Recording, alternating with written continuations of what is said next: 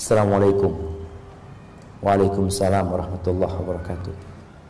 Berat pertanyaannya, jemaah mau minum dulu ya. Bismillah.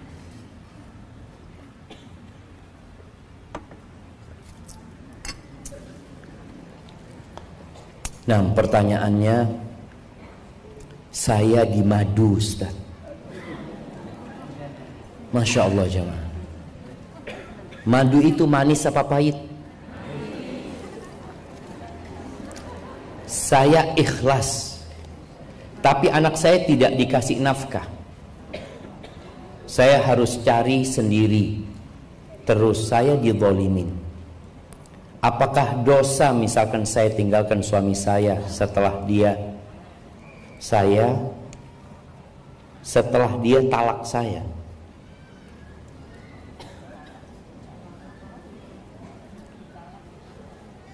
Nah, gimana ini jemaah?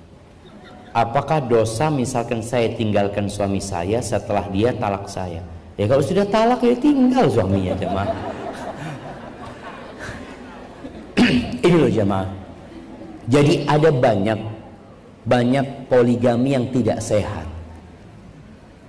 Jadi banyak suami, boleh suami nikah lebih dari satu ya, apabila dia punya kemampuan. Allah Azza wa Jalla mengatakan fankihu ma qabalakum minan nisa mathna wa thulatha wa ruba'. Nikahi dari perempuan-perempuan itu yang baik-baik 2, 3, 4. Fa in khiftum alla ta'dilu fawahida. Kalau kalian takut tidak mampu berlaku adil, cukup satu. Cukup satu. Au ma malakat aymanukum. Atau dari budak-budak yang kalian miliki. Ketika seorang mampu menikah lebih dari satu, secara finansial dia mampu memberikan nafkah kepada mereka, secara mental dia mampu berlaku adil, silahkan. Kalau dia mau melakukan itu. Dan bagi para wanita nih, anak nasihatin ya, emak-emak kalau ada temennya yang di madu, apa yang dilakukan oleh ibu-ibu? Datang ke sana bela sungkawa. Ya Allah, kesian kamu ya. Kenapa suamimu kawin lagi? Kurang apa kamu? Ya Allah, mudah-mudahan suamiku gak kayak suami kamu. Itu bencana. Nanti datang ke sana menghancurkan hati. Seharusnya seorang muslimah itu memberikan kekuatan kepada dia. Sampaikan kepada dia, enggak, engkau pasti mampu. Jangan khawatir. Dan semoga suami mampu berlaku adil. Dan ingat, sampaikan kepada dia, la yukallifullah nafsan illa wus'aha. Allah tidak memberikan beban kepada hambanya melebihi kemampuan dia, enggak. Engkau berarti mampu menghadapi hal ini. Jadi dikuatkan itu perempuan, bukan malah dilemahkan. Ada yang malah mengatakan, udah kalau aku jadi kamu, aku sudah gugat cerai. Na'udzubillah. Ini perempuan merusak rumah tangga orang lain. Dan laisa minna, kata Nabi SAW, bukan dari umatku yang merusak wanita atas suami. Yang malah dia bagaimana membisiki perempuan ini untuk gugat cerai. Jangan dirusak rumah tangga dia. Kecuali kalau suaminya zalim. Suaminya zalim, disinilah baru dia kita kasih nasihatin, coba engkau bersabar. Tapi kalau nggak mampu ya udah, suamimu zalim, dan dalam agama diperbolehkan untuk gugat cerai. Seperti kejadian ini, suaminya tidak memberikan nafkah, dia mungkin bersenang-senang dengan istri mudanya, maka bolehkah wanita yang gugat cerai? Boleh, silahkan untuk gugat cerai. Tapi kalau mungkin berpikir suaminya bisa diperbaiki, ya mungkin diperbaiki suaminya. Lalu kalau dikatakan bolehkah saya tinggalkan suami setelah dia talak saya? Kalau sudah talak itu jamaah, ada masa iddah. Ketika dalam masa iddah itu perempuan nggak boleh keluar rumah suaminya itu, dan suami juga nggak boleh mengusir suaminya, istrinya, kecuali dia mau keluar karena ada sebab satu dan lain mungkinnya, seperti itu. Barakallahu fikum. Saya ingin bertanya, saya hidup bersama dengan mertua dan adik ipar dalam satu rumah. Jadinya dalam rumah ada 3 keluarga. Menurut kebanyakan orang, hidup 3 keluarga itu tidak boleh. karena nantinya akan kalah salah satunya. Saya tidak paham kalah dalam hal apa. Namun sejak saya dan keluarga tinggal di rumah itu, anak-anak saya sering sakit secara bergantian. Terkadang malamnya sehat, paginya langsung drop dan masuk rumah sakit. Kadang saya mulai resah dan takut. Apakah benar di dalam Islam tidak boleh tinggal bersama dalam satu rumah jika ada 3 keluarga? Jika ada 3 keluarga akan ada yang kalah salah satunya. Mohon penjelasannya Ustaz. Jazakallah khairan. Masya Allah, pertanyaan ini menarik jemaah. Ana juga baru tahu. Tapi yang sering Ana dengar, nggak boleh foto bertiga. Iya, betul. Jangan foto bertiga, nanti salah satunya mati. Seperti itu. Padahal semuanya bakal mati jemaah. Emangnya kalau foto bertiga yang mati cuma satu? Semuanya mati. Jadi mungkin ini ada warisan-warisan nenek moyangnya yang berkaitan dengan kesialan. Anak kemarin nginep di hotel di Surabaya, hotel bintang 5. Anak ketika naik lift, anak nggak perhatian. Pas turun, anak baru perhatian. Di situ nggak ada nomor 4. Nomor 4 nggak ada. 13 nggak ada. 14 nggak ada. Anak ngomong kenapa ya? Apa memang mereka salah waktu belajar matematika dulu? Jadi sama gurunya nggak diajarin nomor 4 itu. Ini bicara keyakinan berkaitan dengan khurafat-khurafat yang tersebar di masyarakat. Di dalam agama kita nggak ada coba. Nggak ada kesialan dengan angka. Tidak ada kesialan dengan hari. Nggak ada. Ada kesialan dengan umpamanya dengar suara burung dulu orang-orang ya. Burung gagak, aduh ono sing mati, Masya Allah. At-tiyaratu minasyirik. Meyakini kesialan-kesialan dalam angka, dalam suara, dalam apapun yang tidak ada di situ Allah tentukan kesialan, itu termasuk dari kesyirikan. Jadi bicara satu rumah ada 3 keluarga, sebenarnya nggak ada masalah. Tapi anak ingat ketika anak menikah, abahnya itu ngasih nasihat sama anak, Syafiq kalau bisa nggak kumpul sama mamanya, kata dia. Ketika menikah itu usahakan nggak kumpul sama orang tua. Kalau bisa punya rumah sendiri ya. Takut nanti ada keributan antara menantu sama mertua. Itu kalau tidak ada kecocokan. Tapi kalau ada kecocokan, ahlan wa sahlan, nggak ada masalah. Jadi kalau hidup di rumah itu dijaga perintah-perintah Allah. Yang jelas ketika satu rumah ada ipar, perempuan nggak bebas buka jilbabnya.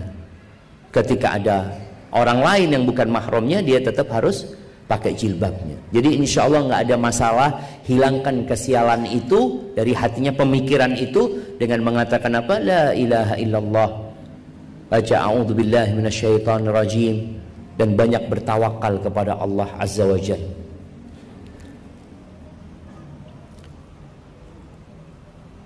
Ustadz, bagaimana menjadi istri setegar Hajar yang pada saat jauh dengan suaminya ia mampu menjaga diri dan mendidik anaknya?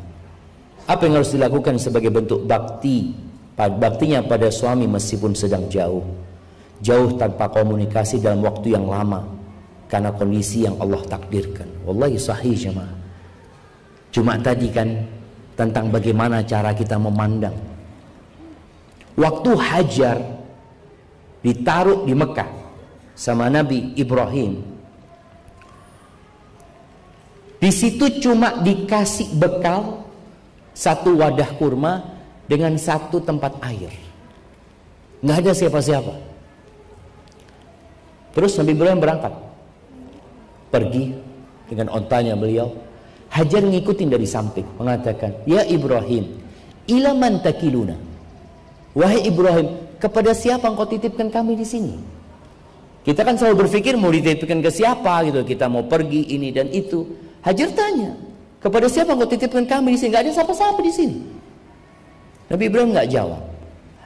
Terus Nabi Ibrahim berjalan.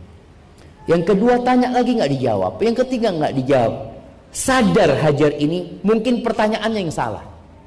Jadi para ibu-ibu ini ketika bertanya kepada suaminya, Tolong difikirkan, apakah pertanyaannya itu sudah benar atau tidak?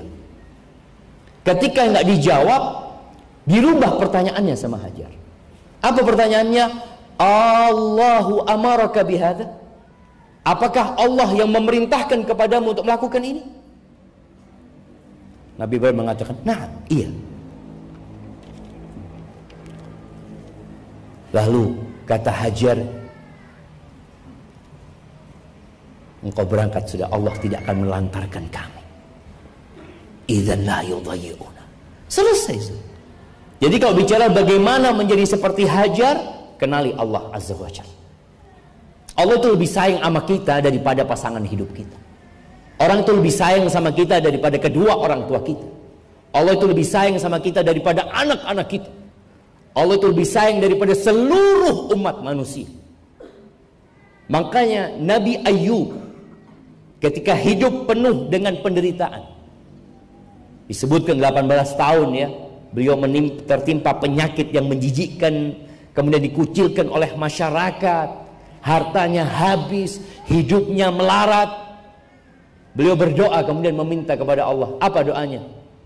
Beliau mengatakan, wa ayyuba idnada rabbahu anni massaniyad-dur wa anta arhamur rahimin.